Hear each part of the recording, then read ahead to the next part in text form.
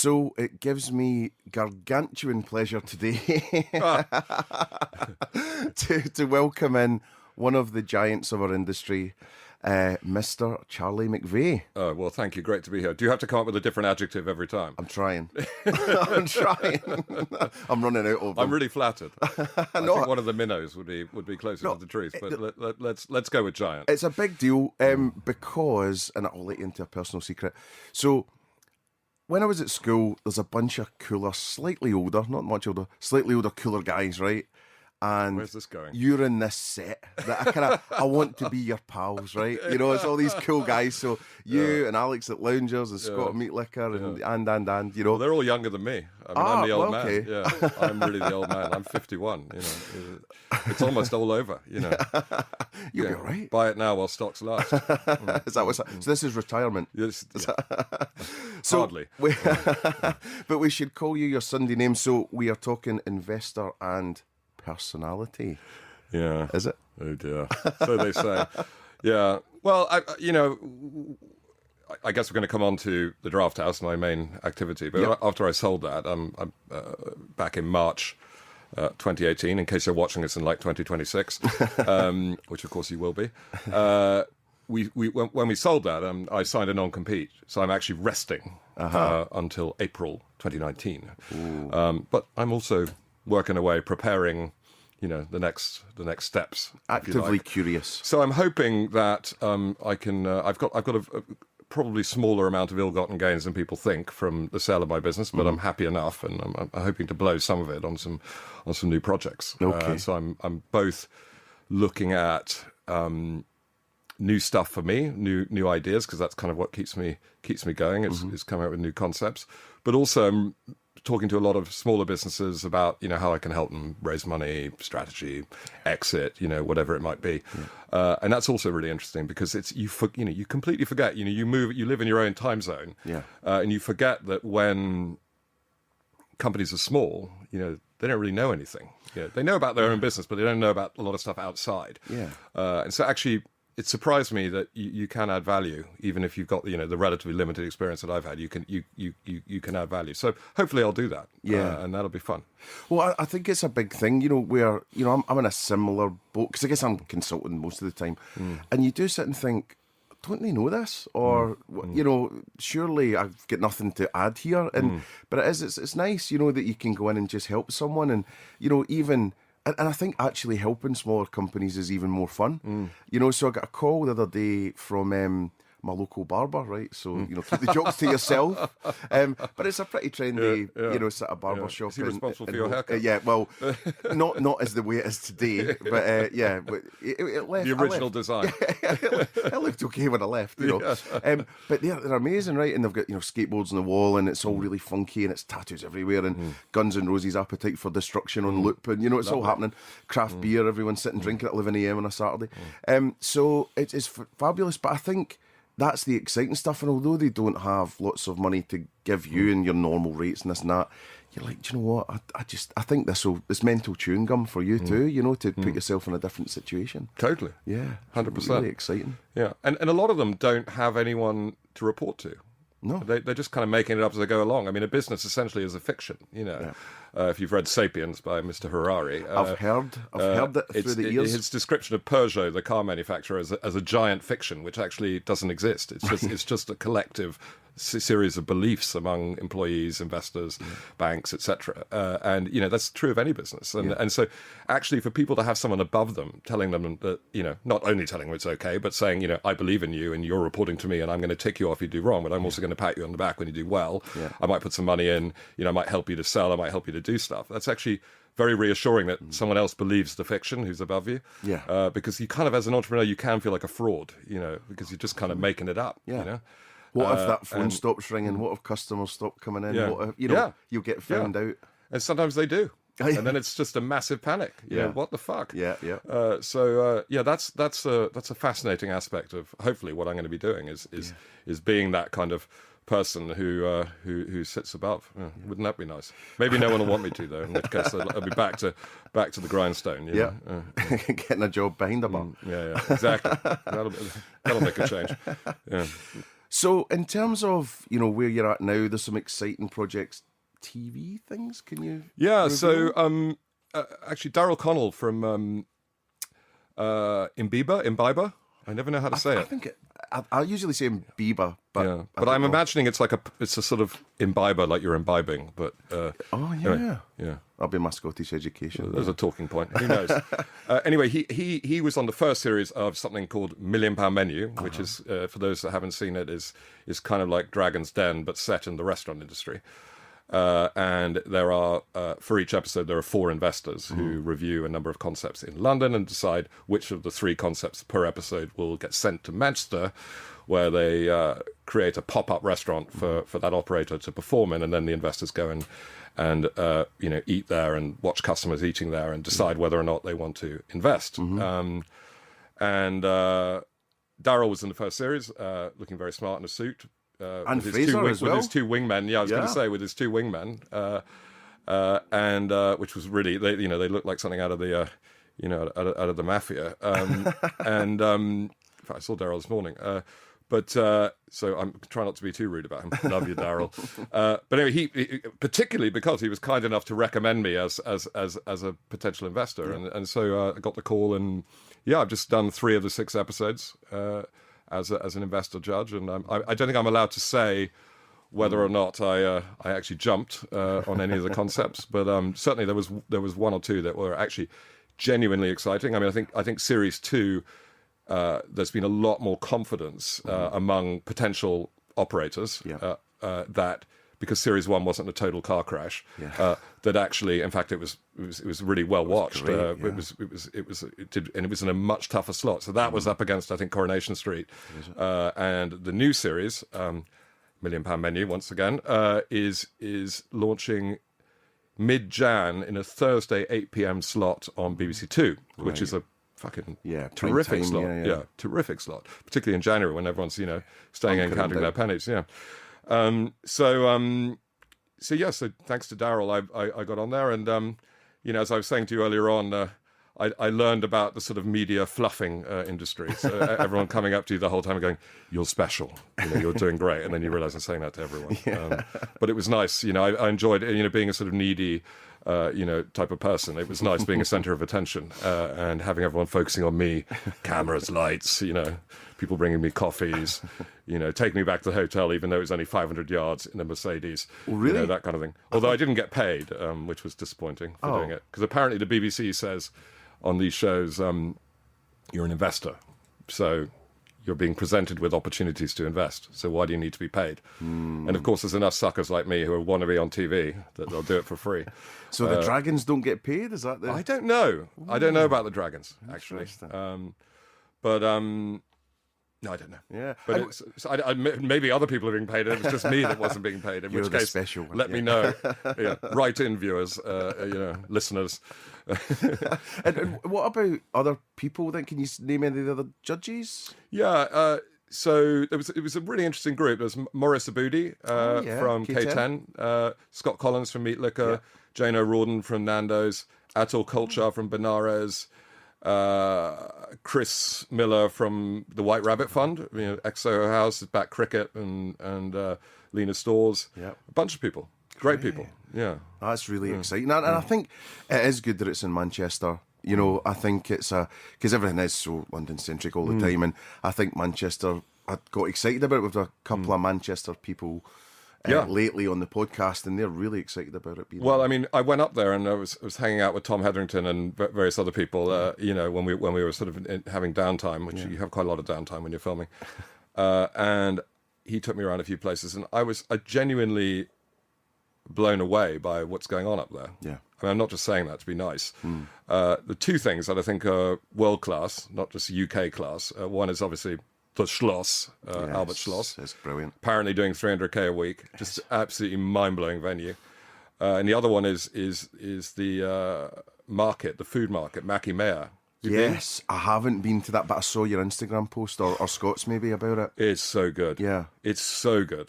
And they've got another one in Altrincham. Yeah, and I think they're doing a third one now. But it's just next level. You go there and you think, if I lived in Manchester, why would I go anywhere else? Yeah. It's not cheap; it's expensive for what it is, but the experience is so good that you would keep going back.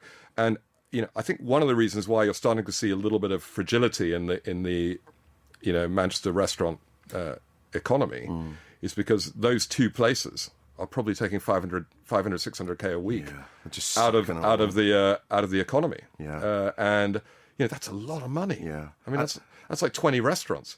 Yeah. So how do you compete against that? And the answer is you don't. I mean, it's really hard. It's just a new way of doing things. Or you need to innovate and change. And I think well, you're right, of course. The spinning fields thing as well. I was always a bit like, it's so another one, and unless you really get beyond the glass, which has got a glare that you can't see past, it's really hard to pick out what the next one is. The next one is the next one. It's just a big row. And a lot of it is also bravery. It's saying I believe. Yeah. Again, the fiction point, but when you look at Schloss, it's not just the fact that it's 10,000 square feet with a whole theatre above it and everything else. It's the fact that the entertainment program is phenomenal. Yeah. I mean, they've got live acts on the whole time. Yeah. And build it and they will come. Yeah. And to keep going with that and apparently the flower bill at the Schloss is nuts, but they've got incredible flowers. But that's the Instagrammability. But they just keep investing. Yeah. And then lo and behold, they're doing, they're doing 300K. Ditto Mackie Mayer. It's the fit out. I mean, yes, it looks like a destroyed old, derelict warehouse building, but it's canny as hell. Yeah. It's really canny the way it's been designed.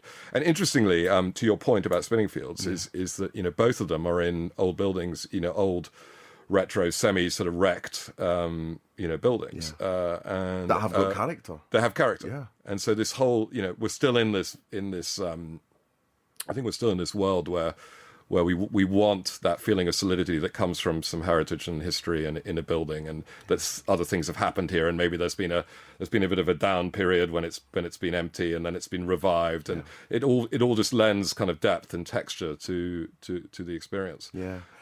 But it would be scary, competing against those two. Well, and then you've got the Shum just about to open. Yeah. Ivy Asian. Ivy, is that what it is? It's going to be an Asian concept. Bloody hell!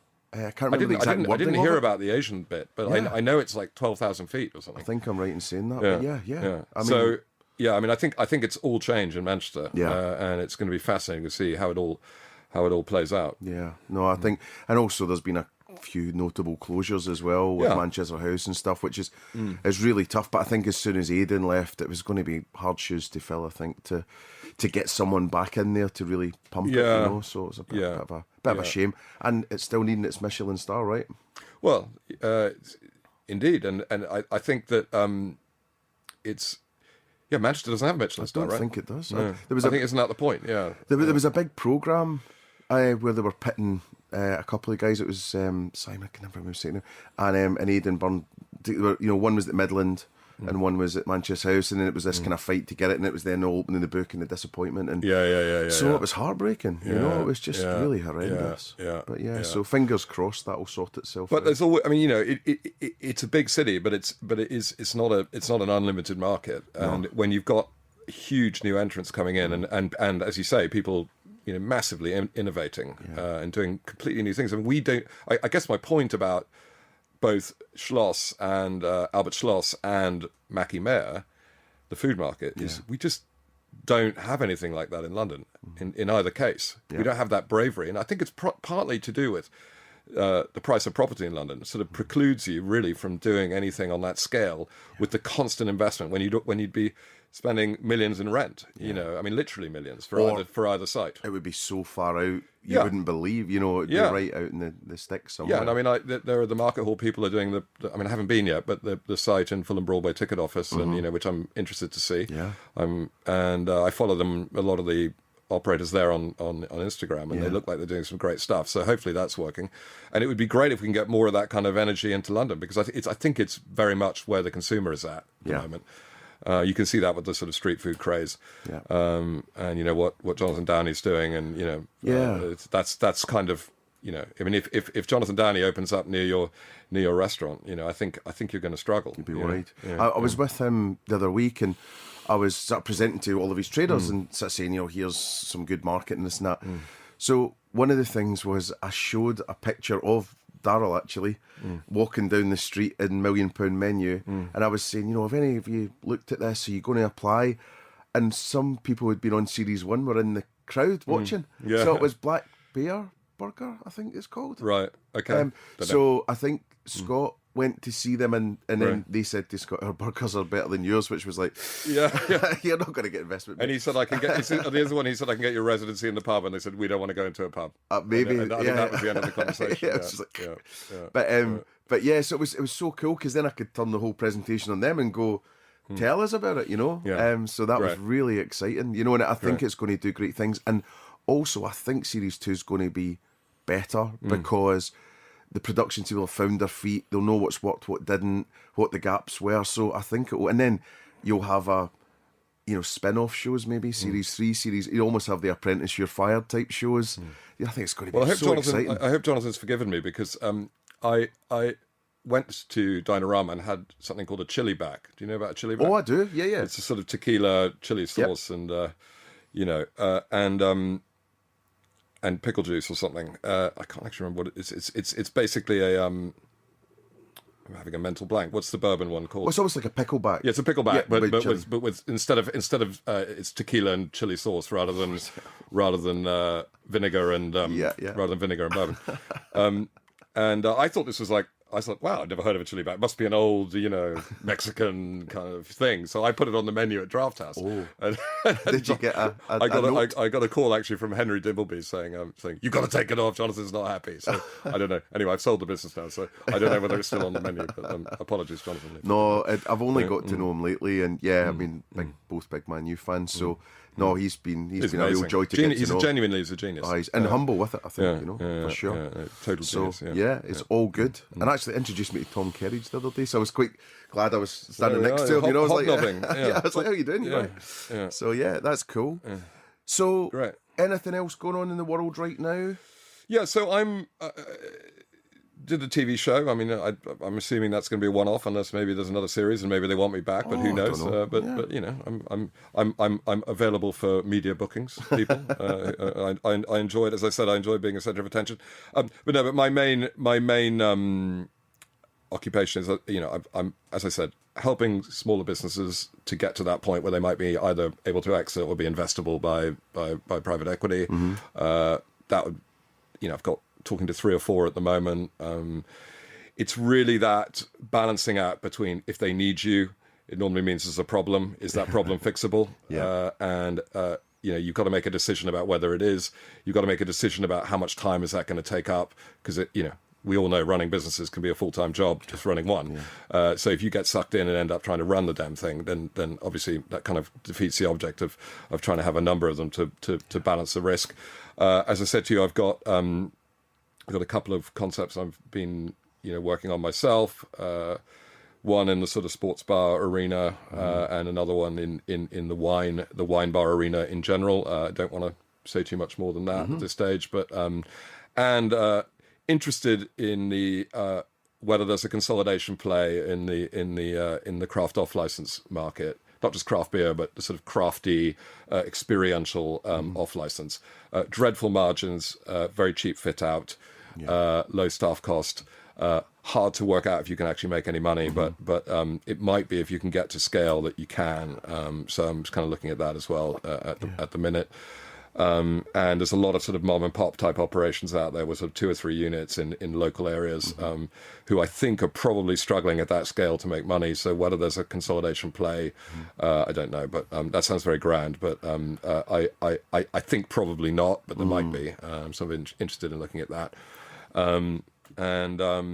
Also thinking about whether I should be trying to do some good in the world, which I've never been very competent at in the past, and I've got a theory that the Southwest, and particularly Devon and Cornwall, which is where I'm from, are very underappreciated, underinvested, underconnected to the rest of the country. So when I go on the train down to Devon, it's always packed. You quite often have to stand. It's incredibly expensive. Most of the towns, many of the towns, beautiful architecture, but boarded up, charity shops, et cetera, et cetera. When I was making the show in Manchester, I'm on the train, it's empty, it's half the price, and they're spending £100 billion building HS2. Yeah. Something's wrong. Yeah. So, in a very grandiose way, I have an idea which I don't know how to execute, but again, do write in. In fact, I was talking to Henry about this in the context of what's the seafood restaurant thing they've got? Henry Dimbleby, Rockfish? No. Yeah, Rockfish. Yeah, Rockfish. Yeah, because that's a southwestern business. There's a number of there's Hubox.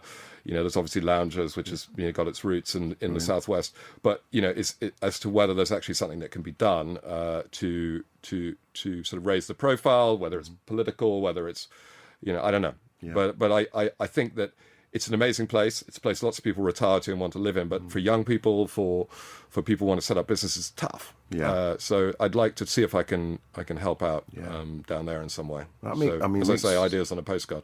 It makes sense, and I think as we're getting further through our careers, there is that thought of there's that ikigai thing that they talk about, where it's the kind of 4 circles, and it's what are you good at, what do you love, what could you get paid for, but the 4th one is what does the world need. And if you get those 4 which town things... is going to have a statue of Charlie McVeigh in it? Yeah, there you go. Because it's nothing to do with my ego. Made out of craft beer bottles. Yeah, I mean, so, but it is, you want to make a difference in some way, no matter how small. So, yeah, it's kind of odd that there's that flipping, flip in you. To sort of move the dial. Because I really had no interest at all. I think I had a less interest than most people, actually. I mean, I remember when we were doing the brand development for Draft House all those years ago, with a very smart guy called Greg McCallum, who's now running a frozen yogurt business in Miami. Greg used to be our guy at Pret. Yeah. So we had that chat. So Greg's hello, Greg. Great guy. We must send him the link. But I remember he said So have you thought about having a charity element to the brand? And then I started talking about how we were going to sort of use charity for commercial purposes. And he said, I think we'll just leave that. We'll just park the charity idea for the moment. But now, as Time's winged chariot is drawing near, or whatever the phrase is, and I'm looking at my tombstone. I am actually, the grey hair is dominating. I'm actually thinking about it more. Yeah. No, I think Definitely. It's a good thing for sure. And then the market in general, what's happening? How are you feeling about it all? I think it's really, it's easy to say it's really tough, and I think it is really tough. I think that structurally, the market is in deep trouble. We had, a tidal wave of investment from private equity into brands that, some of which weren't good enough to make it anyway, and then the execution in these super fast rollouts wasn't good enough, by all accounts, looking at the user feedback and stuff. And high streets, have been, dominated by these brand rollouts, while also being hollowed out by the internet.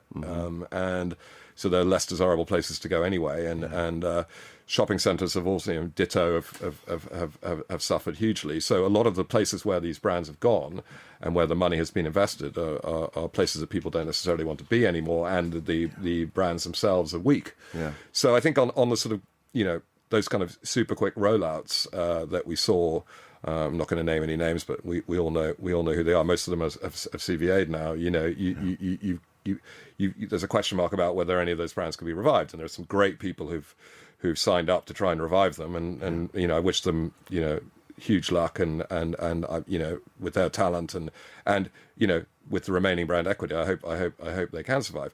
But at the same time, there have been some great success stories, and you look at, just incredible businesses like, I don't know, obviously, everyone's had a wobble, but Franco Manca, it looks terrific. Faux looks terrific. Loungers, those guys don't seem to make too many mistakes. No. It's becoming my new favourite place in Hove to just go and kind of work from.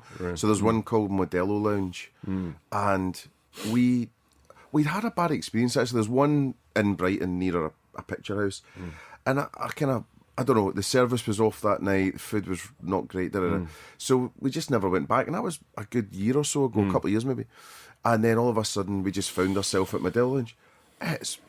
It was just everything that you needed at a good price, and the music was going, and it was buzzy, and everyone was just having good family chats, and I just felt good. And the start, as soon as that door was open that much, great to see you, how you doing? And it was just like, this is brilliant, you know. And I'm sure not every single one's like that, because it's hard to execute. But I was so impressed with it. But what Alex Riley and Jake Bishop have done is they've built a culture in that company, and it's a really fierce culture, which comes from them. And they're quite contrasting personalities. And but I think everyone. It's a band of brothers. I mean, they hire people that they really like. They like hanging out with. They go away with these guys the whole time. I mean, I don't know how they actually run the business, because they always seem to be, watching a test match in Sri Lanka, or drinking sherry and Jerez, or whatever it is. But they have a great time. You know, they love hanging out together, and it's infectious. And I remember Alex telling me. When he was opening. He's from Leicester originally, and he was opening in Hinckley, which I think is. I hope I've got this right. I think is a town outside. Not too far outside, I don't think. Yeah, is that where it is? Yeah, I think. Or not too far from. Is it Northampton, Leicester? Anyway, I think it was Hinckley. It might not have been, but they, as usual, they, in their genius way with property, they'd sort of found, I haven't been, but they'd found some kind of, old town hall, or, massive bank building, or whatever it was, and they'd done their beautiful fit out. And this lady comes up to Alex and says, are you the owner? And he goes, yeah. And she goes, can I ask you something? He said, yeah, sure. Please don't close, because everybody else closes in this town. Wow. And he's like, we're not going to close. We're going to still be here in 10 years' time, 20 years' time, whatever. And they bring quality, they get the best building, because, in a lot of these market towns, they're dead. There's no shops left. And, a lot of the old institutions have decamped, and leaving behind, these hulking great buildings, beautiful, Georgian, Victorian, Edwardian, brutalist, whatever period buildings that were built with great civic pride, and are now sitting there empty, and they occupy it and give it life again, and people in the town love it, and it's the same argument as in a different way as Albert Schloss. You invest and you stick around and you bring great service, great product, great price point, great place to be, in a great community center, essentially. And lo and behold, it's packed. And they're doing 30 grand a week in Hinckley, whatever it is, and that's a happy place to be. And I think it is that constant reinvestment. And, Robert Bean, that I work with a lot on branding and stuff, he always talks about shrinking a business to greatness. You can't, but so many people are trying to do that, by how much cheese can I take out of that recipe, or how much can I cut that wage by, and it feels like if you go the other way, as long as you can, just keep being kind and investing. And I think it's really difficult. I think that's one of the things we really experienced at Draft House was, when you're growing all the time and you're going through different sort of scale barriers, if you like, and we didn't get that far, and we only had 16 when we sold, but you're going from 1 to 3 to 7 to 15 or whatever it is. At each stage there are lots of costs you can cut. True. But there's also lots of investment you can make. And the question is, because the costs you can cut are, a lot of them are around scale, whether it's sort of, I don't know, accounting or purchasing or whatever it is. And a lot of those costs makes perfect sense to cut, and you should. Because some of the other costs that you have to invest are going to offset those. So you invest in head office, you invest in whatever. But getting that balance right is really hard, and I actually think we overcooked it on the cost reduction, and we were super profitable. But I felt like I didn't really know how I don't know this, but I don't ultimately know how sustainable that was going to be. I think we were going to need to get back into greater investment mode to protect the brand, to protect the people, to protect the product, and keep developing it. Because if you don't, as we were saying earlier on, you don't keep innovating in this market and keep improving all the time, then someone else is going to eat your lunch, every time. And it's not like it was before.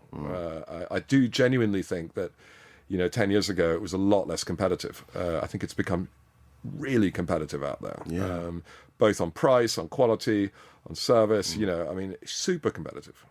You have to accept, I think the idea that everyone can make 20-25% unit EBITDA is, in this market, particularly with what's happening with costs, is just probably not possible. We should probably be happy with 10 and keep building the business until the good times come again, because otherwise I think you might not have a business. Well, and I think it's just so kind of worrying. And then when we get a lot of emergent, as you're saying, you get phone calls when there's a problem, usually we get brought in when there's a problem. And it's people saying, I want to be relevant again. I want to, but then you talk about innovation, you talk, that's too difficult, or, that's gimmicky, or, and actually I don't think it needs to be a jump from you being, I don't know, the Golden Girls to being the Kardashians. You don't have to make that leap, know.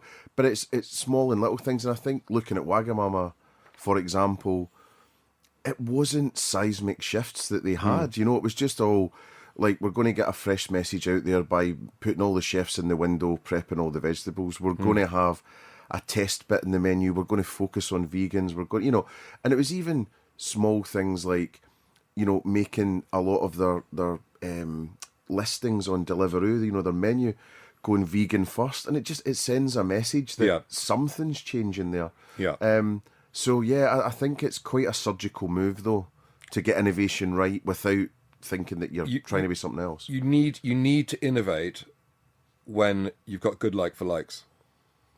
True. Because it's almost impossible psychologically to innovate when you have negative like-for-likes. Great point. Because at that point, all you want to do is like, let's do 3 for 2, because we're fucked.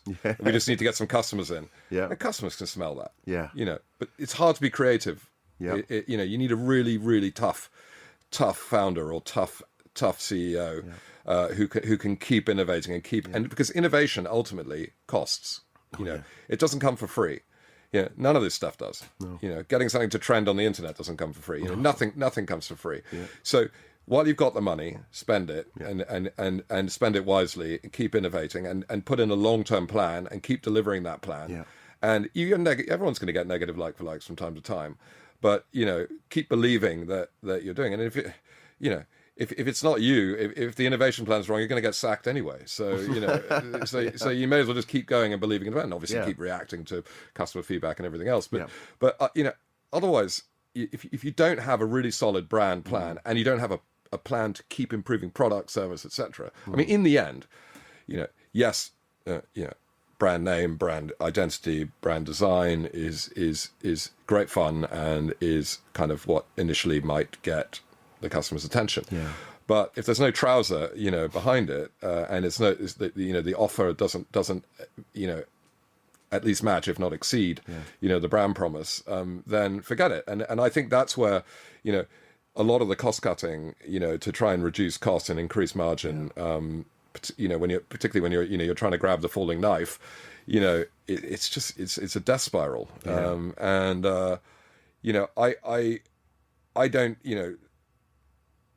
I don't think that if that a brand can survive unless it continues to innovate and be it can't stand still. It sounds obvious. No. It is kind of obvious, but you look at brands like Pret, where admittedly they've had their own issues, and I don't really want to get into that because I don't know enough about it. But and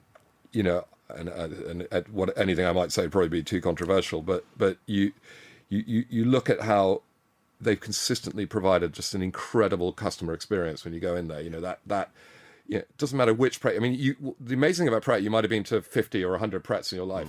The ones you remember are the bad ones, because there's probably only one or two. You go in there and they don't look up and they don't say hello when you walk in. It's like, wow, I'm in Pret and they haven't said hello. They haven't engaged with me. You know, that's incredible. You know, I'm going to remember this.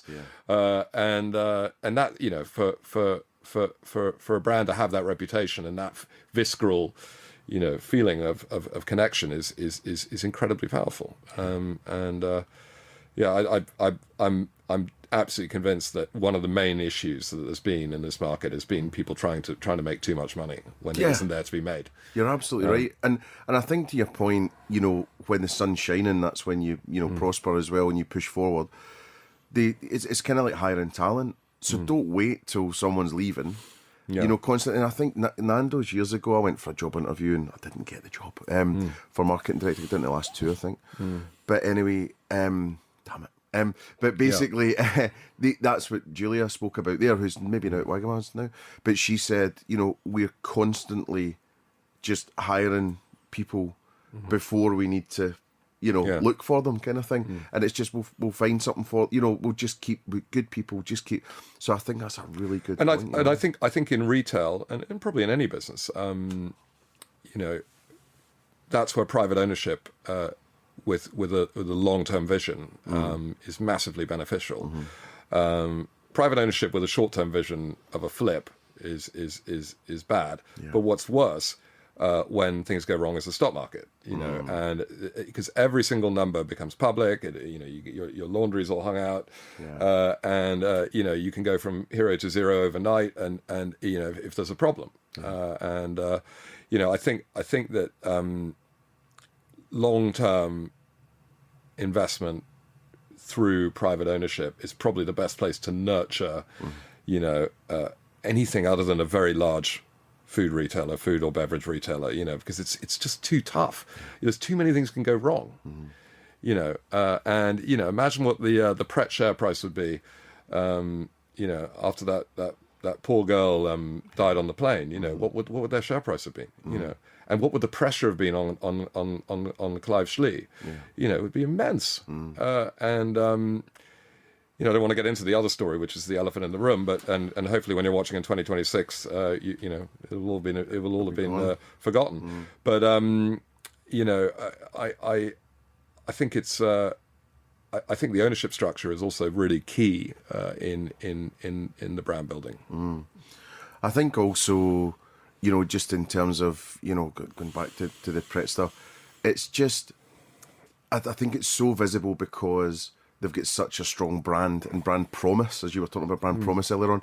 And just as soon as that promise has been broken, you know, about doing the right thing naturally and all these things, you know, as soon as that's broke, it's just like, it's a real letdown. It is. You know? I mean, I had this exact experience walking through Paddington Station, and there's a new Pret opening. There's a hoarding around it, you know, with their nice branding, and there's this little teddy bear made of, you know, kiwi fruit or whatever it is, you know, the picture, you know, sort of buns and little olive eyes or whatever he's got, and suddenly look creepy. Oh, you know, and it's because it just flips everything. Yeah. So it just went all a bit Halloween. Yeah. Following you around the station. You know, and I was just like, oh no. You know, because I've never had anything other than warm feelings when I've walked past a Pret before. My wife literally cannot walk past a Pret. I mean, she has to go in. I mean, even if she doesn't buy anything, she just goes in and stands there, you know, and you know, because she likes it. That's great. And you know, it's clearly perfectly targeted at our household, but you know, but it's a brilliant brand, and it will recover. And you know, I mean, I don't know what the effect on sales has been. I don't have no way of knowing. And again, that's the benefit of private ownership. You know, is you know, we'll never know. They won't report it probably, or they'll only report it when the sales go back up again. You know, and that's how it should be. You know, we shouldn't be worrying about sales from week to week in a brand like that. You know, I mean, they should be, but you know, we as customers or we as industry observers shouldn't. Well, I think also, you know, just on the long-term investment thing, I'm always reminded of Alex Ferguson. It popped up in my feed this morning for Facebook, one of these memory things. So 5 years ago tonight, I went to see Fergie speak, and he talked about why Manchester United were so successful when he said, we only ever worried about 3 years' time, and I never worried about this Saturday's game. And that's the whole thing. You know, short flip. I'm not going to be here in 6 months, a year, now, chasing a figure rather than So doing again, the good it's stuff. it's also private ownership and someone who's got a long-term vision, you know, in terms of the equity. Yeah. Because I mean, if you got I mean, whoever thought of listing football clubs on the stock market? I mean, what an insane idea, you know, with the ups and downs you get in football. But that's a mental business, really. But yeah, no, I think, and to have that bravery in football to keep going, even if you've got the backing, you know, to not panic on the following Saturday when you've lost 3-0, you know, to a team that's 10 places below you or whatever, and at home, you know, just to keep going is unbelievably tough. Yeah, Real hard pressure. Yeah.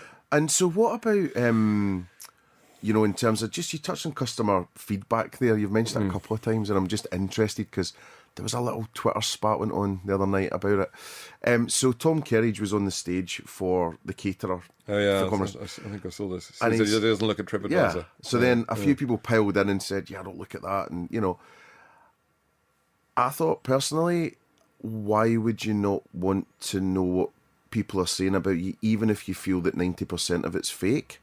Surely you're going to learn something by reading that. You don't have to answer it, but why would you not want to know? Well, I mean, I'm a sort of over communicator as a person. I mean, I'm the sort of person that answers an email immediately. It's a bit pathetic. But so I'm the sort of person that does look at the TripAdvisor, you know, because I want to know everything. You know, and I'm the sort of person that would over focus on it. So you know, you get a 1 out of 5 in a pub. You know, I'm tearing my hair out as to why that's happened. You know, while knowing that, you know, it's not probably representative of the overall experience. But you know, if I guess the point is that if you know, you have to read the customer feedback. If it's just someone having a go and they're just, you know, they're trying to get money or they're trying to get a free meal or whatever, and you can tell that from the context and the content, fine, you know, ignore it. But quite often on these things, you know, they say they walk in and no one looked after them, and then they sat down and no one brought them a menu, and then the table was dirty, and you know, whatever, and you're like, well, maybe that did happen. Yeah. And then you investigate and you find out, lo and behold, that you know, the manager didn't turn up for work and they were 2 down, and you know, and whatever, and you learn something. Yeah. And so to me, you know, I mean, one of the things that you know, was transformational for Draft House was employing a guy called Richard Peachman out of Wetherspoons. He'd been at Wetherspoons, I think, for 8 or 9 years, running areas. He was an area director in the end. And you know, Wetherspoons is obsessive about, you know, customer feedback, and they've got a great culture of head office calls, of head office teams working in their pubs, and you know, all the rest of it, and really trying to get under the skin of performance, to the extent that when you go into Wetherspoons, quite often there's almost no personality behind the bar, because they're so busy, you know, worrying about all the 100 things they have to do, you know, the checklist that's in their head. Yeah. But at the same time, you know, they you know, conversely, they you know, that is a business that's driven really by value, quality, cleanliness, etc. It's not so much driven in my head by you know, having a wonderful, warm customer interaction. It's a much more transactional relationship. It's consistent, functional. But a brilliant transactional relationship. Yeah. I mean, a genius transactional relationship. And I love Wetherspoons. But they are, you know, what Richard brought was, you know, a very rigorous, you know, sort of analysis of every pub every time it's visited, of looking at whatever all the sources of customer feedback were, and just, you know, acting on that stuff all the time. So we had the opposite feedback. I you know, you know, it's horses for courses, and I think if you're in the place all the time and you're the owner operator and it's your gaff, you know, you probably don't need to read it, but you probably are going to, and you're probably going to be really fucking depressed when you get 1 out of 5. Yeah. But you probably don't need to read it because you know. But if you got you know, 15 sites, 100 sites, whatever it is, of course you have to read it. Yeah. Of course someone has to read it, and someone has to actually act on it. Because if bad things are happening in your place, Jesus, you know, you want to know about it. And I mean, you know, there are arseholes out there who give negative reviews, but there are also nice people out there who give negative reviews because they want to tell you they've had a bad experience. And help you stay open. I don't know if they might want to help, or they might just want to say, help, you know, I've had a terrible time. You know, I want other people to not go to this place because it's awful, you know. And if if there's ever anything you need to pay attention to, it's that, because going back to the earlier discussion, if you don't look after the customer experience, you may as well just give up. I mean, forget about the brand or whether you're doing 3 for 2 or you're doing price point. But fundamentally, the customer has to have a great time when they walk in. Yeah. I mean, Danny Meyer, the great New York restaurateur, he's got that great that great book, Setting a Table, he wrote, and in it he says, when you're born, you have the 3 great hospitality experiences of your life. You have a hug, eye contact, and a good drink. And you spend the rest of your life trying to recreate that experience. And if a bar or restaurant can do that for you, you'll keep going there until it stops. Yeah. And that's how visceral it is. Yeah. And I think he's right. So ultimately, if the poor old customer, has come in from, Shittsville, Alabama, all the way to London to go to the Tower of London, and they go to your pub by Tower Bridge. There's a lot of shit ones there. Not my one. Oh, not your one, of course. Oh, not my ex one. But they tell you that they've had an awful time. You should listen. Yeah, yeah. I found it quite arrogant and scary, and I think the reason was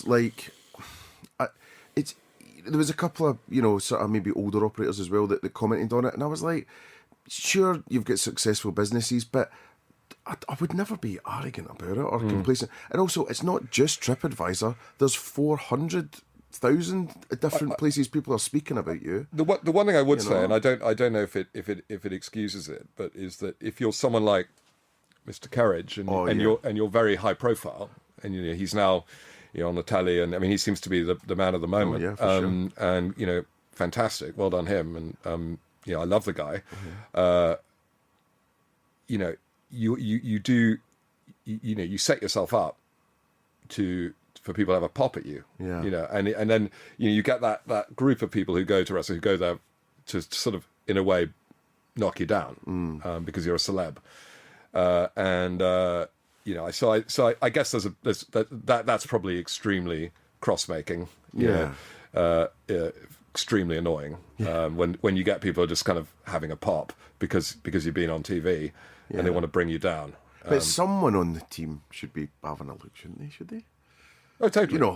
Because you don't expect him to actually look at it. He's busy with his whole world. That's going on. I've got a friend who has a pub up in Norfolk called the Gunton Arms, and he's a fanatical Brexiteer. This guy, right. and he was sat at lunch, sort of with some friends of his, probably quite drunk, in his own pub, ranting on about Brexit and how great it was, and this lady on the neighbouring table asked him if he'd be quiet and stop talking about Brexit, and he refused. And then she wrote this horrendous sort of review on TripAdvisor, which he sort of, he was delighted with the review. He thought it was terrific. But I think that's different because he's an eccentric, and I think but he also read the review, and and his son was trying to get him to answer it and be polite. And he was like, he refused. So you. Yeah, I think some people, there's obviously probably a minority, or if you're a celebrity, it might be a majority of people who come in, of those 1 out of 5s who are 2 out of 5s who are in to have a pop. Yeah. But I think someone has to look. Yeah. Yeah. And then, so we had a little, not a spat, but we had a little exchange on LinkedIn talking about that digital stuff as well, about the Gary Vee episode as well. Yeah. Did you want to have a little chat about that? What were you thinking about? How did it make you feel, and what did you think of what he was saying? I thought he was incredibly compelling. He looked a bit nuts. I thought. I mean, he's got that sort of crazy look in his eye. He's very angry as a man, clearly. And I imagine it was probably quite scary sitting in the room with him. I was pretty intimidated. Yeah. I mean, I could tell you weren't your normal relaxed, stuff. You were just sort of going, "Yes, sir," a little bit.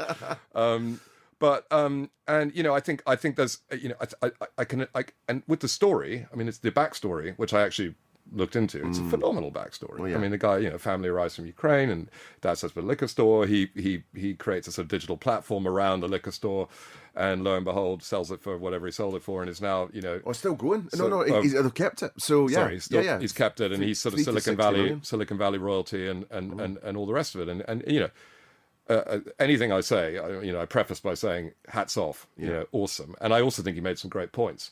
But I think where I really felt uncomfortable with what he said, which I think was, when I see businesses struggling, on the high street and they go bust, it makes me happy because I think that's right, that they should. I think that through that death, that you deserve to essentially you deserve to die because you can't compete. And I guess I also have immense admiration for companies like Amazon, who have built themselves up, filled that digital space almost completely as far as retail is concerned, and with immense bravery, immense reinvestment, immense brand investment, all the things we were talking about earlier on. They've done it better than anyone else. While they were losing money for many, many, many years, they kept investing and they kept believing. And Jeff Bezos is clearly, a phenomenal entrepreneur. But without wanting to be a grumpy old man, I think that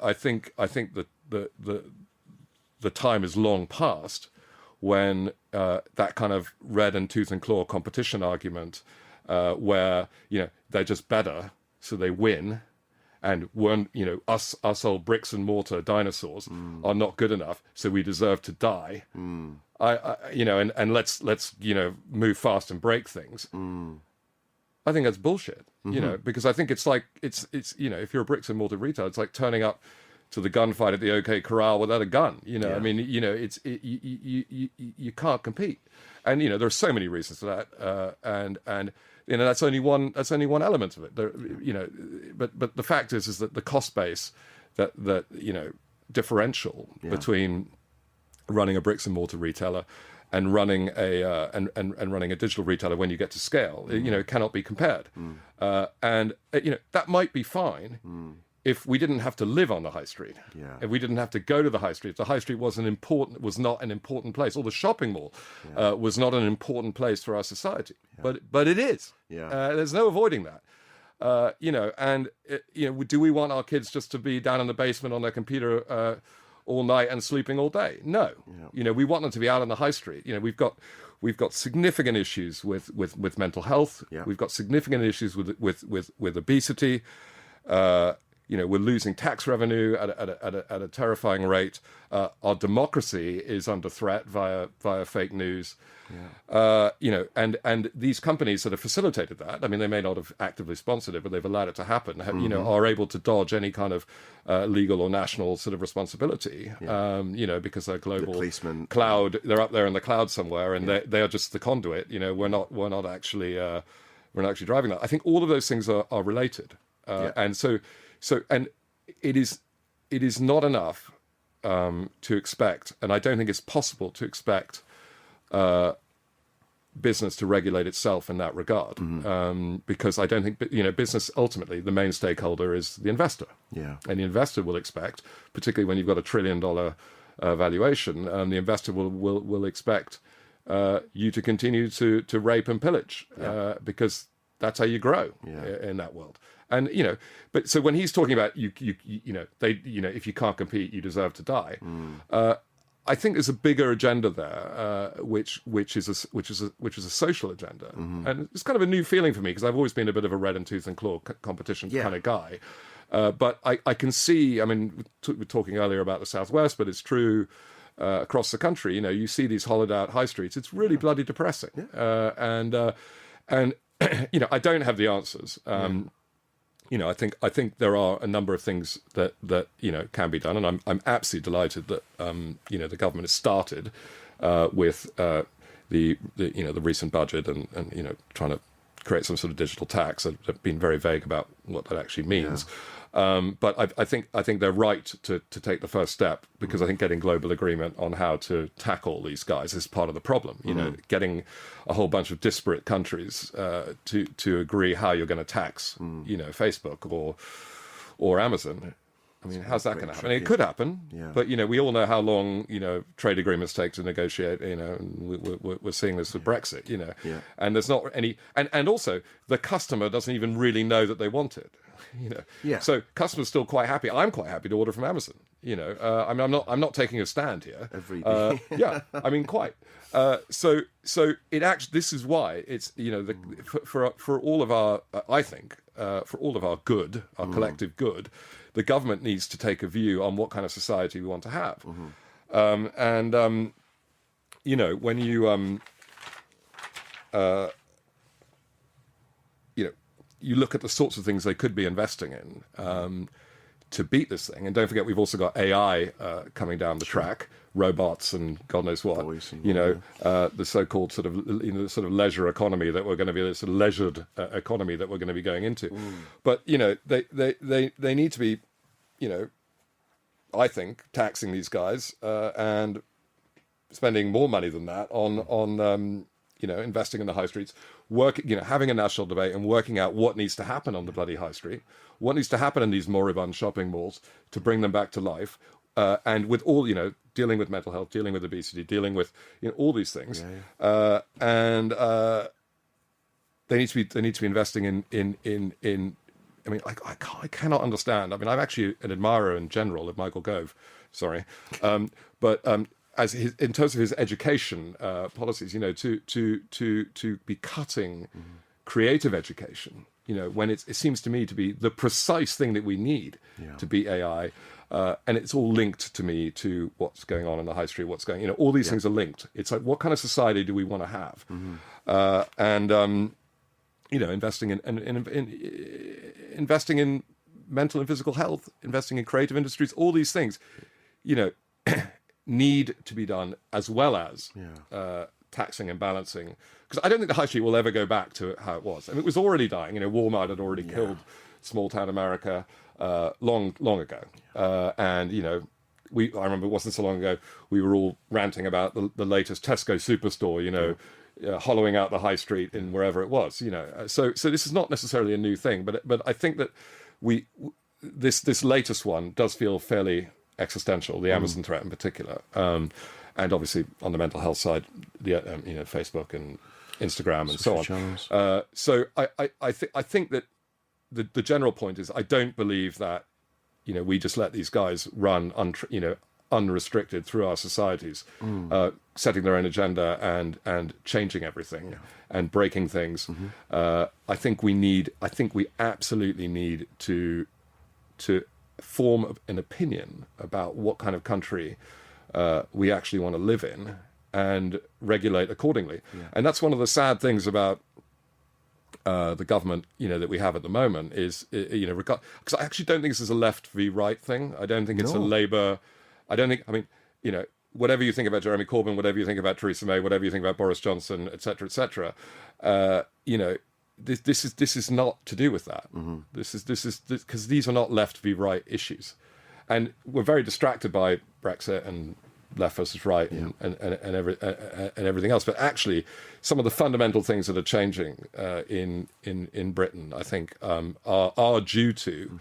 And the negative things are due to this, and you know, of course, there have been huge positives, but they, you know, they cannot be allowed to just change our society in a negative way without paying. You know, they need to pay. Yeah. Well, I mean, that's an awful lot of great information that is probably worth listening back to again, because that's littered with points. Good, strong points, like, you know, against and sort of butting against what Gary was saying.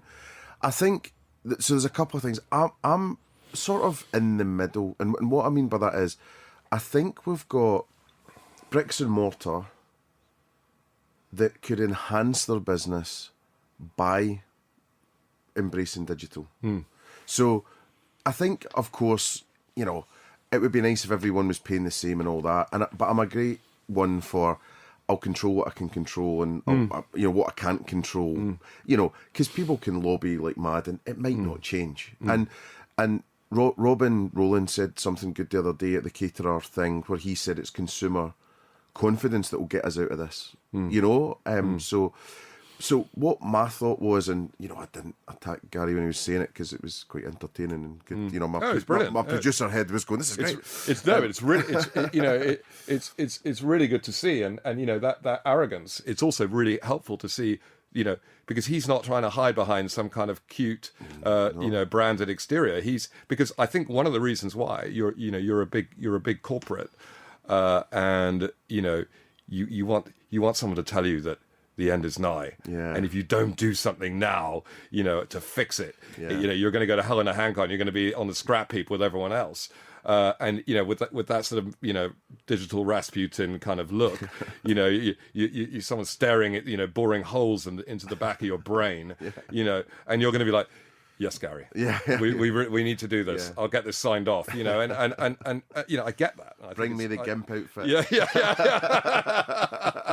And I think that's right. But and of course, there are. I'm not suggesting that by any stretch that we tax them out of existence. I'm not suggesting that we ban them. I'm suggesting that we get some money off them and fix some of the things that are broken. Yeah. And I'm also suggesting that companies like Facebook start behaving themselves. Because you can't be. If voters start to lose faith in the democratic process, which they clearly are, you start getting lunatics like Donald Trump in charge, and I just don't think we want that. No. As a society, or at least I don't. No. And you cannot allow fundamentally the rule of law, democracy, and so on is under threat, and really under threat. Yeah. And the Russians have worked it out, right? And do we really want to have our political agenda being set by the richest man in the world, Vladimir Putin? No. Yeah. So, because apparently he is the richest man in the world by a factor of 10. 10? Yeah. So someone told me yesterday when I was in Norway. Yeah. Someone who spent a lot of time in Russia. So, and he's, when he eventually retires, it will become clear that he has been taking a significant percentage of that economy over a very many years, the oil revenues and everything else, and that's why he allows all the other guys, the little oligarchs, to run around. Yeah, because you better watch yourself saying this stuff. I know. I've resigned from Facebook when I sold the business. So did you? Yeah, I'm not on Facebook anymore. You just got off it. But I think the opportunity for the people out there though is to embrace the digital thing, and what I mean by that is, and it doesn't even have to be a lot of money, right? You could set up an Amazon shop for your goods, and it's something ludicrous to set up like 75 quid. It's something so low, and people just aren't thinking that way.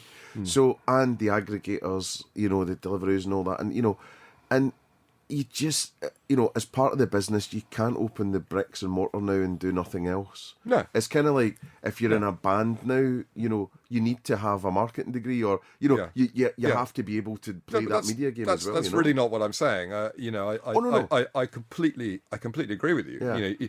Yeah. I mean, I've been a big advocate of digital, ever since it started. And I think it's fantastic the way you can communicate with people. I think one of the things that's happened, at least in my own experience, as someone who's tried, who's at one point was, relatively successful doing digital marketing, and then sort of lost my mojo as my career progressed. And that was really because I got sort of demoralized by how commercialized the debate got. Right. And I really tried very hard not to flagrantly be commercial in my communications online, on Facebook, particularly Twitter, Instagram, and so on. I tried to be as genuine and interesting as I could be, and self-critical and so on. I mean, and who knows if I succeeded? And I'm sure I probably sent out plenty of 3 for 2 tweets. But it just seemed to be this kind of the atmosphere. First of all, quite a small number of people talking to each other, and other people watching those people talk to each other, rather than it being a broader debate. Yeah. And then also a just sort of you felt that kind of digital influencer thing was becoming more and more a thing. Yeah.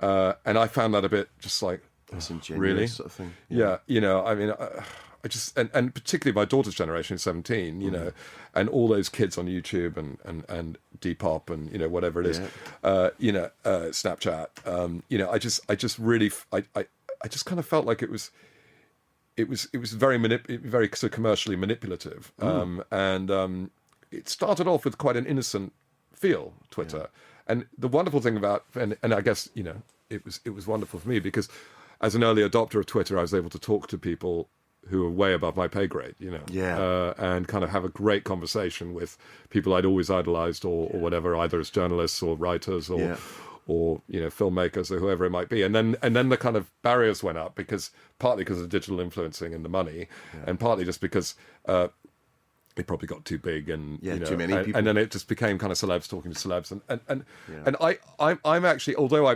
think we're talking about a number of different things. So you're talking about digital sales and digital channels, ecosystem, and I think you could. What I'm saying is, it's to Gary's point about the death, and you know. But I think you've got a lot of operators out there who are refusing to look into digital as a commercial income or do it well or whatever. Is that really true? Sure. Honestly. Wow. Charlie, honestly, the meetings that we are in, day out. Really? Well, that is ridiculous. I mean, you know, it's insane. It makes me want to. You know, I was talking. So, you know, sorry, Gary, you were right. A high marketing director, the other. You know, so Gary said, it's not in my interest to convince people to do digital. It is my total job to convince. If I took business from the people who were into and understood digital, it would be about 10 people. It is unbelievable, the stuff that's going on. And then so high paid marketing director and all that. And it was, I don't really know about digital or social. I leave that to the people that are under 25 that we've hired. I look to my 14-year-old daughter for advice on social. What? It's just like, what the I'm just so, it's unbelievable. And then they think they do digital, but having one person sending out a tweet, breakfast, lunch, dinner, the whole thing's so different, and they're spending 90% of their budget on offline and 10% on digital, and they're doing organic posts that potentially 0.7% to 17% of people are seeing, and it's getting no traction and no followers and no engagement, and so you're just astounded. So I think there's a huge opportunity. There's no question that you know, this is what goes back to the conversation earlier. When you have an existing brand, let's say a 10-year-old, let's say a brand that started, you know, at the same time as the internet started, how old's that? 20 years, 25 years? 1997, 96, yes, whatever. So it's 20 years. And you know, that brand has evolved and grown in that environment without necessarily paying any sort of respect to, you know, the digital environment, because lots of brands have. And then you compare that to the brand that you might start now. Oh, yeah. And you'd be building delivery into the model. You'd be building, I mean, not necessarily Deliveroo, but you'd be building delivery into the model. You'd be building Instagram into the model. You'd be building, you know, any kind of social, you know, online social interaction. You know, that has to be absolutely front and center, you know, to the creation of the idea. Yeah. Because why wouldn't you? So then it then begs the question, okay, that brand that's set up in, you know, 97, how do you then, what do you do with that? But because you have to do something with it. Yeah, but I think that's the job, isn't it, of staying relevant? But it's the same problem as, you know, how do we keep investing in developing the brand? You know, how do we rethink this all the time? Yeah. And there is very little appetite among, you know, medium to large companies, except for the brilliant ones, to keep innovating in that way, and it's a fairly fundamental innovation, you know, to rethink a brand in social terms. Yeah. But it can be done. Oh yeah. But what can't happen is, I think, to your point, is you can't hire, you know, a kid with a top knot and put him in the corner and expect him to do anything relevant. Yeah. Because what the fuck, you know, what does he know? Yeah. You know, he's just the kid in the corner with a top knot. Yeah. You know, you're the CEO. You know, in the end, all you've got is your brand and your customer relationship. You know, I mean, again, the fiction point. Yeah. And you know, who's telling the story? Yeah. You know, and the company has to, everything you do as a business has to tell that story. Yeah. So there, I'm completely in agreement with you, with Gary, with everyone. Where I decouple is the sort of, you know, the arrogance which may come before a fall, which says that you know, the high street's dying. Good, let's jump on its grave. You know, I just don't. But I can kind of see why he has that kind of existential messianic, you know, approach, because what I'm hearing from you is there are senior people in large companies who don't get it. Yeah. And they need the shock. Yeah. So, okay. Yeah. So that Chapeau. there you go. Chapeau, Monsieur Vaynerchuk. I totally get it. No, I mean, I was very sort of enervated and kind of irritated and inspired by his talk. I mean, I thought it was terrific. But I just found some of the throwaway kind of arrogant remarks just unnecessary and kind of anyway. That's his flavour. Yeah, it's great.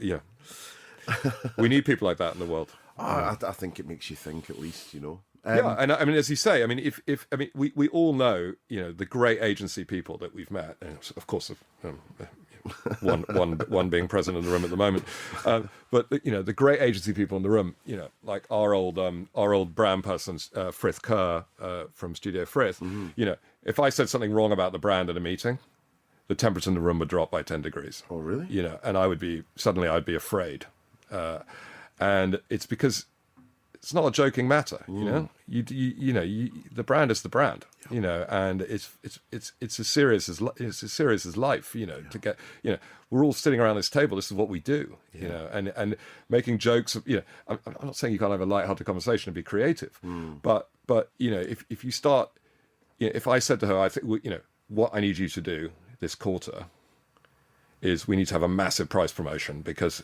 you know, our sales aren't too hot. That's it. Can you feel the silence?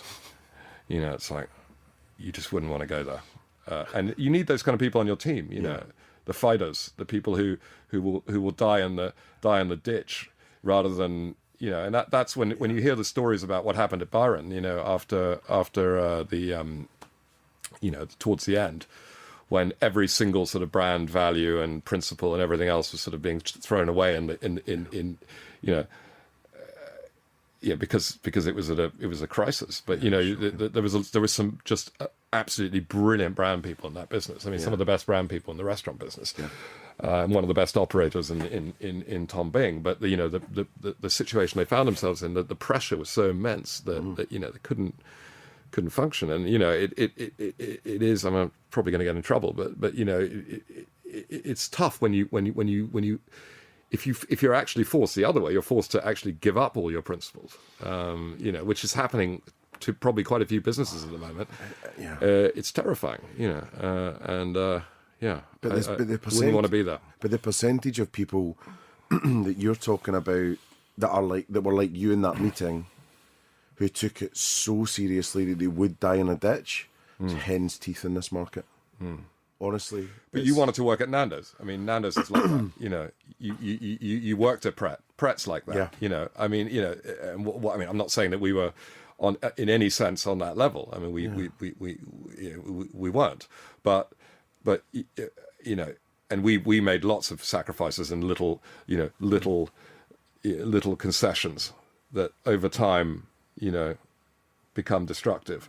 But. And so does everyone, but you know, the really great brands, the McDonald's, the Starbucks, and they don't, you know, the Wetherspoons, that, you know, they don't give. I mean, people don't think Wetherspoons is a brand, but it's a very, very powerful brand in terms of, because it's basically the whole thing is a brand. You know, the whole experience. It's not a sign above a door. No.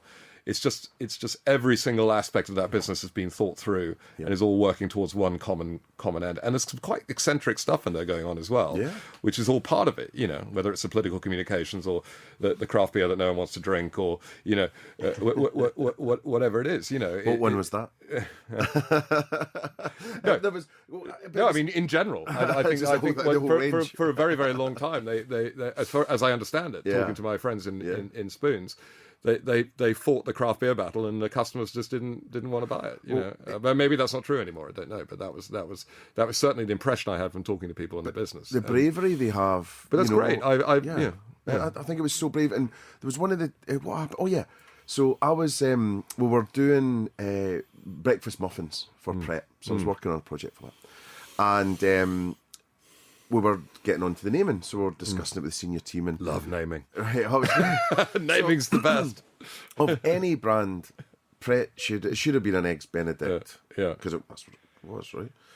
And no one will understand what Eggs Benedict is. You know, like largely, we want to just make sure it passes the granny test. You know, everyone knows what this is. So anyway, we ended up going with something a lot more straightforward, just spelling it out. I was in a Witherspoons the following weekend. They had Eggs Benedict.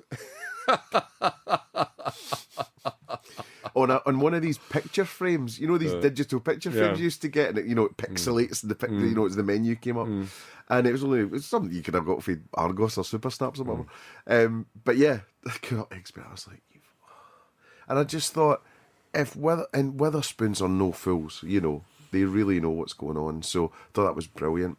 Yeah. So. They're quite happy to make mistakes as well. I mean, they've got a very, very creative culture in that sense. It's a scary culture, but it's a creative culture. Yeah. And, you know, it's immensely valuable for us having a relatively senior person by our standards come out of that business and into our business. Because the way they've got a very kind of, is it Socratic sort of culture where there's a culture of sort of challenge, you know, like, you know, and asking questions and not just agreeing, you know. And they have this phrase, you know, zigzagging your way to the truth. You know, we'll make a mistake, we go the other way, then maybe we make a mistake that way, and you know, and they've got all kinds of ways of doing stuff, you know, of making decisions, which ensure that decisions do get made, rather than endlessly. I mean, you will have seen this in the agency world, endlessly procrastinated over because no one can quite make the decision. So it sort of drifts on and on and on until everyone's lost the will to live. You know, you know, they don't. My impression is that you know, led, you know, from the top by Tim, you know, they're very happy to make a decision, very happy to be wrong, and you know, and go the other way. Yeah, I think they're quite bulletproof, and I don't mean they're like Ryanair, but what I mean is, in a Ryanair type of, they could sort of do anything and they'd get away with it. They're not rascals like Ryanair in that sense, but I think Witherspoons are just like, it's a bit devil may care. They'll just, as you say, try stuff. It'll rebound off, and they'll try the next thing, and it'll work out eventually. But the reason is, and I think both of those companies are true to their brands, and that you know, people expect Ryanair to be a bunch of see you next Thursdays, you know, and sure enough, consistently they are, but they also offer, you know, the cheapest flights, so people continue to fly with them, and they're known, you know, as a result, and there's constant. I mean, you know, who knows whether they can survive this whole, you know, staffing, you know, salary thing, but whatever. But Wetherspoons, you know, yes, they try stuff, but it's within the context of huge respect for staff and customer. I mean, you know, when Tim, you know, it starts with, and you know, with Tim Martin visiting however many pubs it is a week and talking to everybody in the pub, every member of staff, every customer. You know, very few people in our business, you know, actually do that. Yeah. You know, you get. I mean, I have joined Pubco guys on trade outings. Yeah. You know, a day in trade they call it, and they it's a piss up. You know, go around and drink beer. Yeah. And there's no kind of hard analysis going on of the customer experience, of the quality of the offer, of the cleanliness, the state of repair. You know, the toilets. You know, whereas engage with their people. Yeah. Really, or talking to other customers. They're just having a nice time. Yeah. And you know, that's not universal, but I've experienced that enough to know that that's part of the culture of working for, you know, a pubco, and you know, it's not right. It doesn't feel right. No, and that's where I think Spoons is great. Is that just, you know, Jesuitical kind of, you know, devotion to ensuring, you know, that because for them the brand is the 1,000 moving parts, you know, it's the Chris Hoy. Is it Chris Hoy or is it the other one? You know, the aggregation of marginal gains and all that stuff. I mean, that is the brand. It's the 1,000 things, you know. And that's what people sort of forget, and they leave it to the brand department, the marketing department, that, you know. But at Pret, it was management by walking about. That was what we ran on, you know. So always in stores, always talking to the people, always seeing if they were giving away enough stuff. All these things, that's what it was about. Yeah. So there's a couple of other things. I was just thinking about the draft house side of things then. Did you want to share anything on that? Journey, learnings, all that kind of thing? Yeah, I mean, it's so strange how, having been probably 95% of my headspace, as a business, and my family probably being 5%, and then friends 0.01%, over however many years, and then suddenly, this March, it's gone to someone else who I hope is, being a good steward. I think they are. I mean, I'm talking to, from time to time I get feedback from people, and by all accounts, it's a little bit quixotic, but essentially, the right things are being done, and I think the business is in good hands. You're beset really by. I don't really want to talk about the history of draft house because I've talked about it loads, but you're beset by defining first world problems, which nobody wants to hear about. But they are. It's intriguing for people.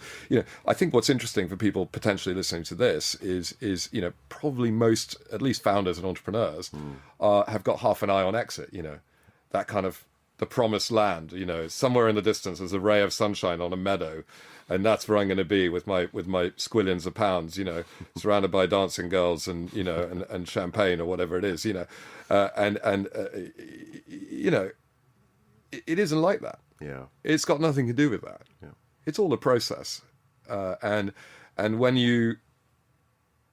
the next day, you're very confused. I was confused for a month, it's probably 2 months. I'm still a little bit confused. But just sort of rudderless or purposeless? Purposelessness, and sort of, because you're used to, you wake up in the morning.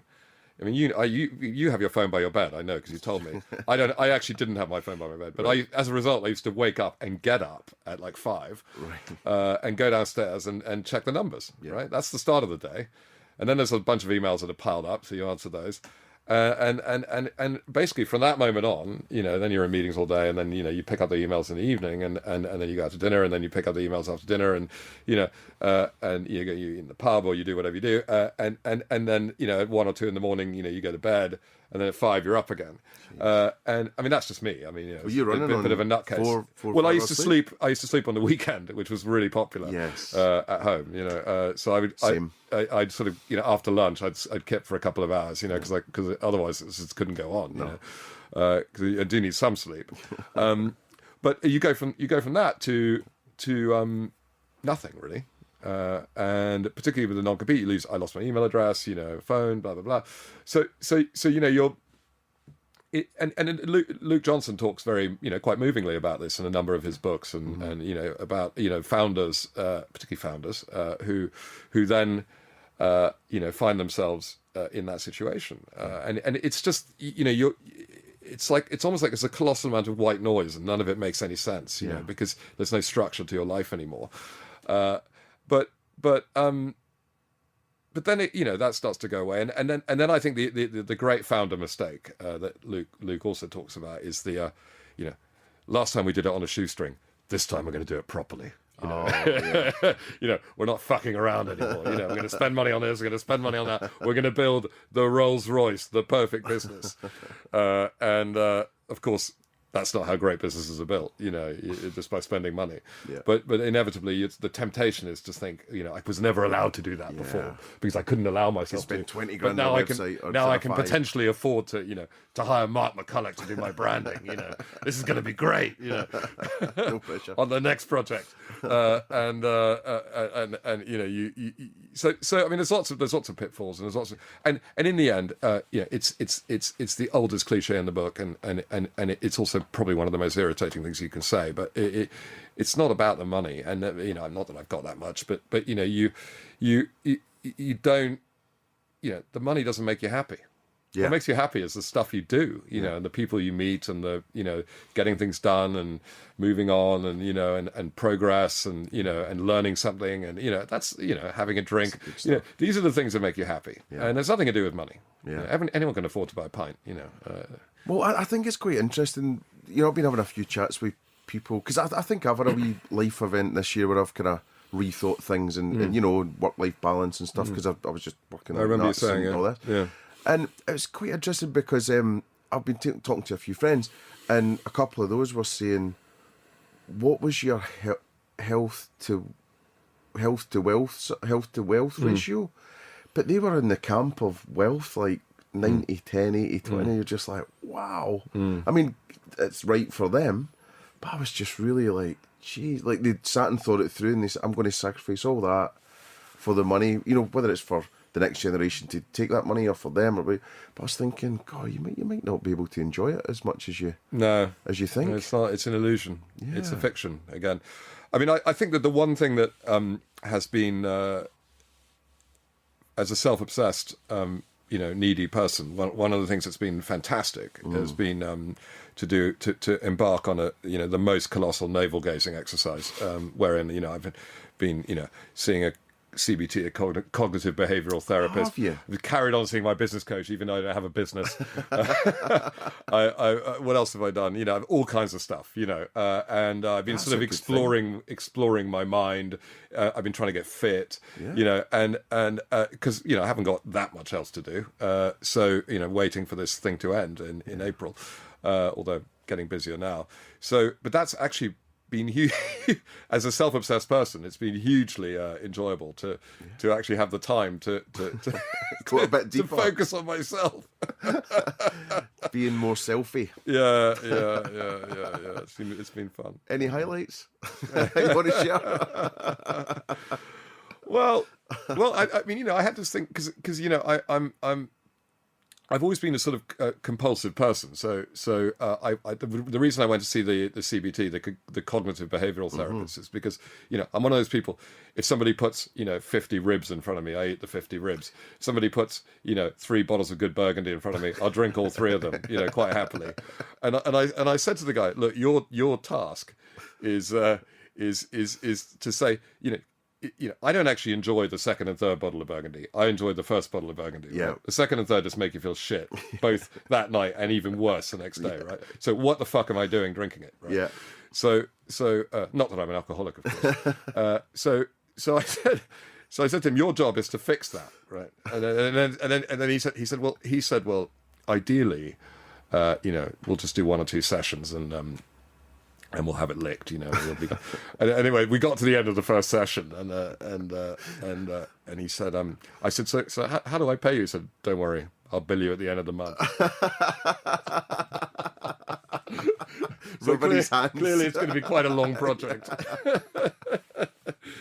But I am sort of focusing on this thing called via him. I'm focusing on this thing called mindfulness, which is quite intriguing. Which is basically trying to think about stuff before you do it. I mean, there's lots of ways of looking at it, but so rather than having the 17th glass of wine, it's maybe to say, well, maybe I'll just stick at 16, you know, tonight, because actually I know that the 17th is the one that makes me feel really bad, you know, and it is helpful.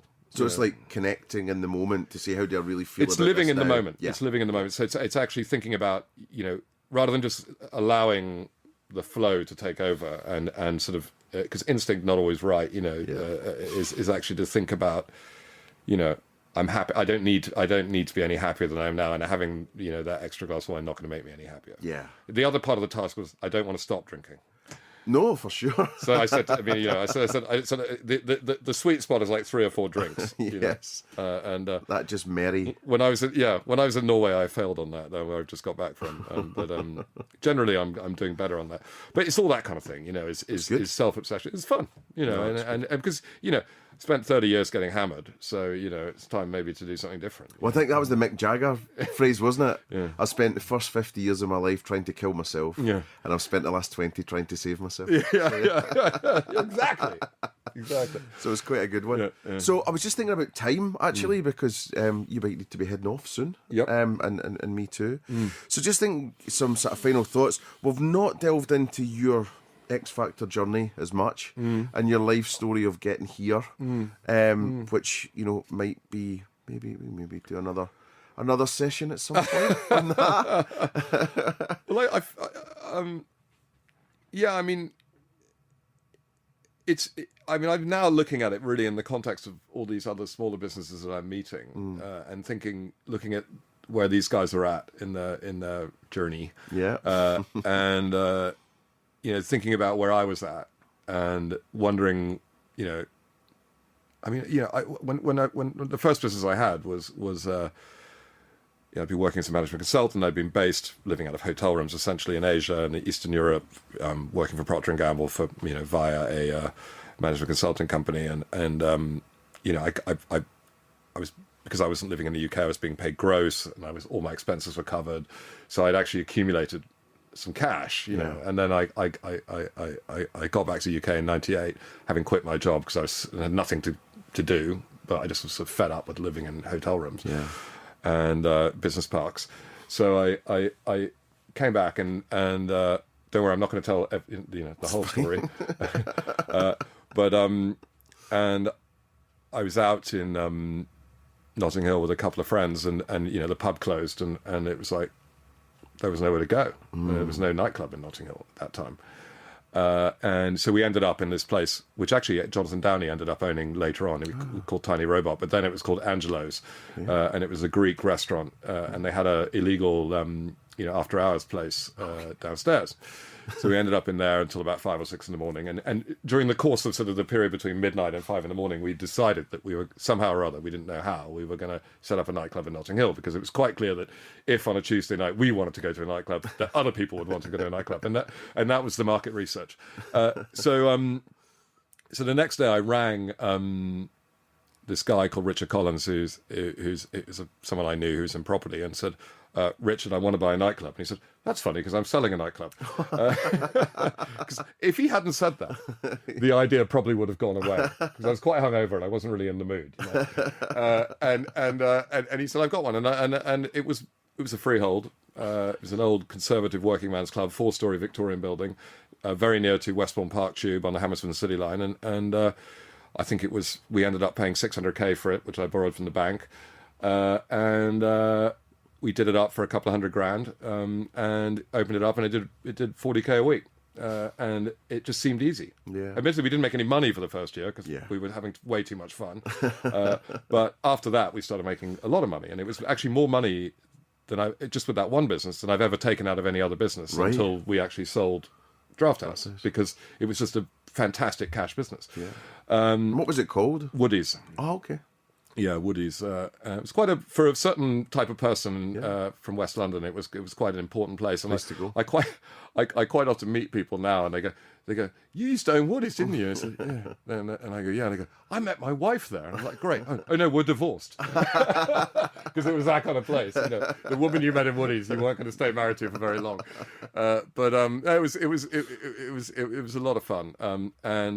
But that I was so lucky in a way, because we just hit some kind of zeitgeist thing, and it all just came together and was just a spectacularly successful business. And it's one of the reasons I think why Luke wanted to invest in Curiously. And he'll probably deny this, but I think he actually told me this, was that he had the Cobden Working Man's Club, which was another nightclub, which was sort of over the way. But it didn't have a late license. It was a sort of bar, which was sort of done up like a nightclub, but I think it closed at 1, and we closed at 3. We had a 3 a.m. We're the only one in the area. And so we were, by default, we were much more successful. And so I think he was always sort of looking across the road and at Woodies and going, and then as a result, probably thought that I was more talented than I am. But it was... so that was how it started, and then we bought the pub next door, and we bought a restaurant in Shepherd's Bush, and these were all freeholds, because in the 90s and early noughties you could still buy freeholds for pretty reasonable money, and we sold that in those 3 for pretty good money in 07. But along the way I'd acquired this lease on the south side of Battersea Bridge, and we created this absolutely disastrous Italian pub with a sort of Italian food and Peroni, and it sounds ridiculous now, but Peroni was sort of fairly exotic beer in those days. Anyway, that just didn't work. I was doing about 6k a week and losing a ton of money, and a guy, I was sitting in there thinking, oh God, what am I going to do with this thing? It literally was just draining cash. And a guy called Duncan Sambrook walked into the pub and said, introduced himself and said, I'm opening a brewery behind the pub. Do you want to come and try the beer? And I was like, fine, let's fucking lock up because there aren't any customers. And so we went and drank our body weights in what became Sambrook's Wandle, which is just a legendary beer. It's not really thought of as a craft beer, but it's an absolutely phenomenal beer. And Duncan is just one of the great men in the business. And it was a really inspiring moment. And we out of that came really the whole idea that actually you could focus. It sounds like it's sort of Emperor's New Clothes type concept, but you could actually focus a pub on great beer. Yeah. And a few other people having the realization at the same time, like the Rake was sort of starting up roughly that time, and a few other places, but not many. And it was such a sort of compelling idea that actually a business was doing $6,000 a week within a year when we started putting some interesting beers in the bar and getting some sort of proto sort of beer geeks working for us, and it was doing 20 within sort of 12 to 18 months, and it suddenly just thought, wow, we need to somehow codify this in a brand. And I was with a friend of mine we'd been approached actually by I can't remember her name, the lady who was the lettings manager for the new Westfield, which was about to launch. It was launching in sort of December or November 2008. And we got approached by this lady, and she lived nearby the pub, and she was like, you got to come and open a pub. We've got a pub site. You've got to come and open a pub. And it was this like monstrous 7,000 square foot site, and me being sort of the opposite of risk averse, risk hungry at that time. I was like, yeah, we got to do this. Let's do it. And then this friend of mine who works in advertising and we were sort of wandering around Westfield, and we were trying to think of a name, that kind of a Ron Seal kind of name, for a beer focused pub, and we came up with the Draft House, spelt the American way, because Draft has 5 letters and House has 5 letters. Not realizing that actually Draft House was already a thing in America. I mean, it was a sort of conceptual name for generic term for a craft beer bar or a sort of beer bar, so we were about to sign just before Christmas on the Shepherd's Bush Westfield unit, and we didn't get it done before Christmas. And then it was January 2009, and everyone ran away. Right. Anyone who was putting money in or whatever, including me, was like, "Whoa, we're not doing a 7,000 square foot pub in Westfield," which is Westfield itself was probably going to go bust. I mean, I don't know if you remember 2009, but it was like it felt. I mean, there's a lot of people, younger people. It sounds really old, but who had kind of had that feeling, who've been in business, because this is quite a long time, 9 years ago, It was scary as shit. It was like, wow, this whole thing. I mean, sales just went off a cliff. I was at Barclaycard, so I was right in the middle of the financial thing as well. So it was like, whoa. It was really scary, and it was funny because it was quite a long time after the sort of beginning of the financial crisis when it bit, and that's when it really bit. And then it kind of in the southeast it went away again pretty quick, and we just went back to business as usual. I think the rest of the country died in the arse. Sure. But anyway, so we ran away and we ended up buying an old picture and piano unit on Northcote Road, and that became the first Draft House. Instead, it was a quarter of the size and very low premium and fully fitted, and just seemed. And that then became the model, was actually buying fitted units and not spending money on capex and getting a quick return. And then Luke got involved a few years later, and he liked that kind of piratical approach of kind of buying stuff, not spending a lot of money, and getting a high return on capital, and so that was the story. That was probably Makes longer, sense. probably longer than you than you wanted. I think it's good. So we've done it completely back to front. Yeah. Well, you can always edit stories. it. We'll flip it around. No. No, we never edit this. I could keep costs down. We don't know how. Push pause. I'll probably lose it somewhere. So the last thing that I was going to ask you, if that's okay, was just any sort of tips for these small businesses that you're seeing. Just anyone out there that's maybe not getting the sales that they need, or the focus they need, or planning an exit, or just what's the kind of word of wisdom you might want to pass to them? Keep it simple. Don't try and do too many different things. I mean, quite a few of the businesses I've looked at are trying to do a number of different things like, I don't know, different types of premises. Yeah. I'm not suggesting it needs to be all branded, but try and have one consistent operating model throughout, because life's too short and too complicated to try and do lots of different things. Yeah. I mean, there are certain exceptions to that, like I think Frank Young, who's got Mr. Bao and Daddy Bao and Miss Tap House down in Preckham. He's got a really interesting model, which is, I think, also having a number of really good restaurants in one area is really kind of neat as well, because you become a local hero, and life's much simpler. And so I think try and keep it simple, as simple as you can, and really try and focus on the customer experience and the money, and try and if there's a healthy intersection between those 2 points, making money and the customer, then you've probably got something. And if there isn't, you should probably go and do something else. The risk of sounding like Gary. But there's quite a few people out there I've noticed who are running very fast and barely even standing still. Yeah. And you just there needs to be something which is compelling.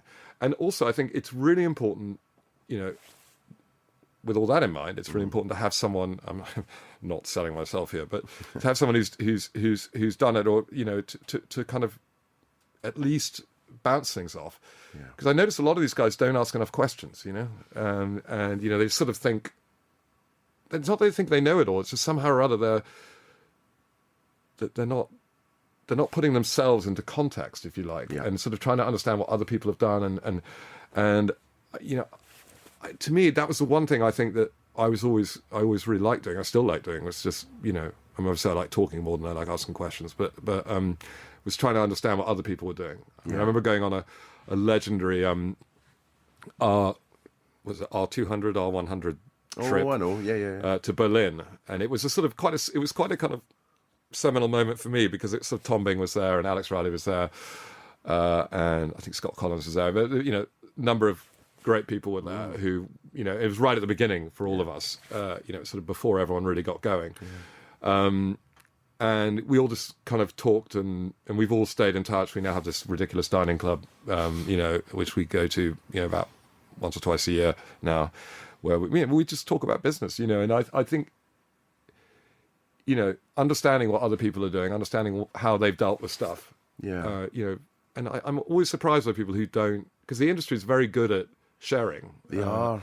I'm surprised that some people, particularly smaller guys, feel a bit intimidated, I think, to sort of say, this isn't really working out for me, this particular thing, well, what do you do about it? Or to try and hang out. I mean, that's the only reason to go to those really boring conferences is to actually meet people. And it's the bit afterwards, when I know I'm not, everyone knows this, but to me, that's just gold, those conversations you have, over a beer when you're talking, you're listening. And I was always like a sponge, soaking up those kind of words of wisdom and trying to work out how I could apply them. It's funny also how sometimes people tell you things and it works brilliantly for them, and then you try and do it yourself, it doesn't work.